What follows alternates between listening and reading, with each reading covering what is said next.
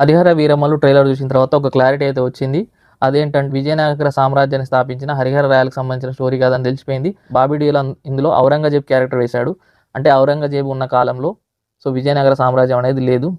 So ఇక్కడ గోల్కొండ కోటలో కుతుబ్ షాహీల వంశం పరిపాలిస్తుంది. సో అక్కడనే ఔరంగజేబ్ దాని మీద అటాక్ చేసి సో దాన్ని కూడా తన ఆధీనంలోకి తెచ్చుకున్నాడు. మరి అక్కడ తిరుగుబాటు జరిగిందా, ఏం జరిగింది, మళ్ళీ హిందూ రాజుల చేతికి వెళ్ళిపోయిందా రాజ్యం, అక్కడ ఉన్న రాజులందరూ ప్రజల్ని పీడించుకొని తింటుర్రు, వాళ్ళ శ్రమ దోపిడీ జరుగుతుందని ఫస్ట్ డైలాగ్లోనే మనకు తెలిసిపోతుంది. హిందువుగా జీవించాలంటే పన్ను కట్టాల్సిన సమయం అది.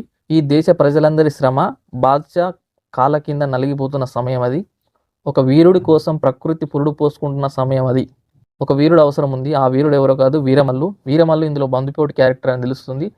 సో ప్రజల సొమ్ముని ఏదైతే రాజులు దోచుకున్నారో ఆ సొమ్ముని ఇతను దొంగిలించి మళ్ళీ ప్రజల వద్దకే చేరవేసే క్యారెక్టర్ అని తెలుస్తుంది.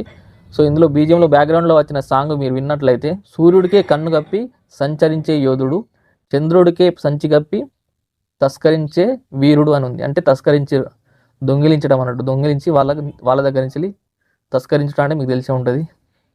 దొంగిలించి ప్రజల వద్దకే చేరుస్తాడని క్లారిటీగా తెలుస్తుంది. ఇందులో పంచమి క్యారెక్టర్, నిధి అగర్వాల్ వేసిన క్యారెక్టర్ పంచమి అనే నర్తకి క్యారెక్టర్ అని తెలుస్తుంది.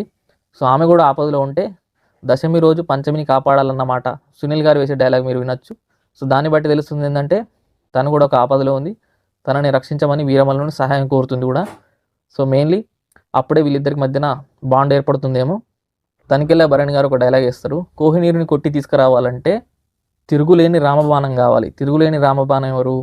వీరమల్లు. సో ఆయనకే అప్పచెప్తారా ఇది అంటే, ఒకవేళ బాద్షానే ఆ బందిపోటుకు చెప్పి ఆ కోహినూరు తీసుకురమ్మంటారా, లేకుంటే కోహినూరు కోసం గోల్కొండ పైన అటాక్ చేసినప్పుడు కానీ ఔరంగజేబ్కు వ్యతిరేకంగా పోరాడి కోహినూరుని కాపాడుతారా అనేది స్టోరీలా కనిపిస్తుంది ఈ ఫస్ట్ పార్ట్ వరకు. సో మేబీ బాబీ డియోల్కు పవన్ కళ్యాణ్ మధ్యన ఫైట్ ఉండకపోవచ్చు, ఎందుకంటే ఔరంగజేబ్ కత్తి పట్టుకున్నట్టు కనిపిస్తున్నా. సో అక్కడికి ఎంట్రీ అవుతున్న పవన్ కళ్యాణ్ అదే ఫస్ట్ హాఫ్కి ఎండింగ్ లాగా కనిపిస్తుంది. ఔరంగజేబ్ ఎండ్ అయింది కూడా 17th centuryలోనే, తను చనిపోయింది కూడా. సో ఆ టైంలో అక్కడ వరకు ఎండ్ చేస్తారా చూడాలి. హిందూ దేశం మీద పవిత్రమైన మన జెండా ఎగరాలని బాబీ డియోల్ ఔరంగజేబ్ క్యారెక్టర్ చెప్తుంది. ఔరంగజేబ్ పక్కన ఉన్న క్యారెక్టర్ ఏమంటుందంటే, ప్రకృతికి ఇంకో ధర్మం కూడా ఉంది ఔరంగజేబ్ అని చెప్తాడు. ప్రకృతికి ఉన్న ఇంకో ధర్మం ఏంటి? యుద్ధం.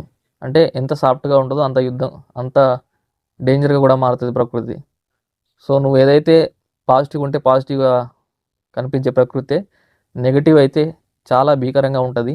తిరుగుబాటు జరుగుతుందేమో అక్కడ ప్రజలందరిలో, తిరుగుబాటు జరిగి భీకరమైన యుద్ధం ఉంటుందేమో చూడాలి. ఇది క్రూర మృగాలు తిరిగే చోటు అని ఉంది. ఆ క్రూరమైన చోటు అనేది మరి ఢిల్లీ సుల్తానేటా, లేదంటే గోల్కొండ కోట దగ్గర కోహినూర్ కోసం కాపలా ఎవరైనా ఉంటారా చూడాలి. లాస్ట్లో వచ్చేది స్వాడ్ వర్సెస్ స్పిరిట్ అని. స్పిరిట్ అంటే ధైర్యం, అంటే పవన్ కళ్యాణ్. స్వాడ్ అంటే కత్తి, అది ఔరంగజేబ్ అని తెలుస్తుంది. లాస్ట్లో ఆంది వచ్చేసింది అని బాబీ డియోల్ డైలాగ్ వేస్తాడు. అంటే ఆంది వచ్చిందంటే వీరమల్లు ఎంట్రీ, అంటే యుద్ధం స్టార్ట్ అయిందని. సో యుద్ధం అనేది ఇందులో క్లియర్గా ఉండేలా కనిపిస్తుంది. ఒకవేళ ఎక్స్టెండ్ అయితే పార్ట్ 2లో ఉండొచ్చు. సో ఓవరాల్గా స్టోరీ మనం ఎనలైజ్ చేసినట్లయితే ఈ హరిహర రాయలు బుక్క రాయలకు సంబంధించిన విజయనగర స్టోరీ కాదు. సెకండ్ పాయింట్ ఏంటంటే, ఇందులో బందిపోటుగా, అంటే ప్రజల కోసం మంచి బందిపోటుగా మారి దోచుకున్న వాళ్ళ దగ్గర నుంచి దోపిడీ చేసి మళ్ళీ ప్రజలకే తిరిగి ఇచ్చే క్యారెక్టర్ పవన్ కళ్యాణ్. ఫస్ట్ పార్ట్లో కోహినూర్ డైమండ్ మీద ఉండేటట్టు ఉంది స్టోరీ మొత్తం. సో ఆ డైమండ్ మళ్ళీ మరి బాద్షా దగ్గరికి వెళ్తుందా, ఔరంగజేబ్ దగ్గరికి వెళ్తుందా, హరిహర వీరమల్లే దొంగిలిస్తాడా అనేది చూడాలి. కోహినూర్ డైమండ్ ఎక్కడ ఉందా అంటే మీ అందరికీ తెలిసే ఉంటుంది. కోహినూర్ డైమండ్ ఇంగ్లాండ్ రాణి కిరీటంలో ఉంటుంది. అది ఇప్పుడు రాణి చనిపోయింది కాబట్టి రాజు కిరీటంలోకి వచ్చింది. ప్రస్తుతానికి ఉన్న ప్లేస్ అది.